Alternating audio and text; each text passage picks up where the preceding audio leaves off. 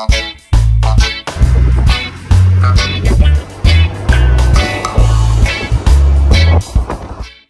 ka rin ba sa mga nagpaplanong bibili ng Honda Click 125 ngayong taon?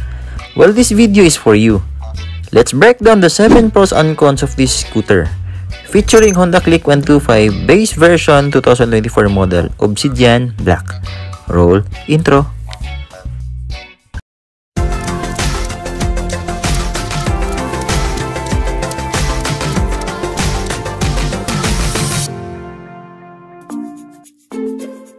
Disclaimer lang, layunin po ng video na ito na bigyan ng gabay ang mga riders natin sa pagbili ng gusto nilang mga motor sa pamamagitan ng pagbibigay ng pros and cons lamang at hindi upang siraan ang anumang klaseng motor.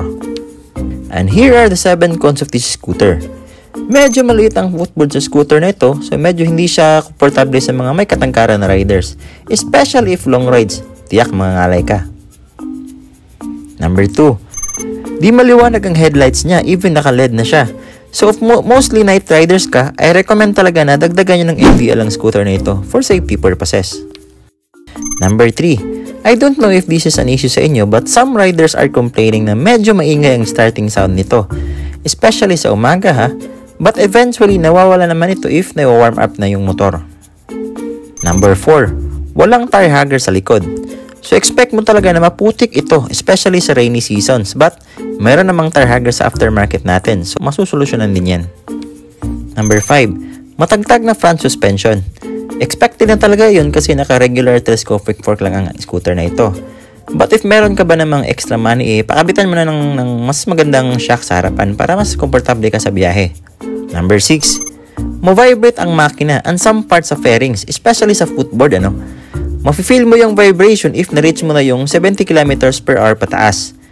Hindi naman siya because of dragging but I don't know if this is normal pero ma-vibrate talaga siya during high speed.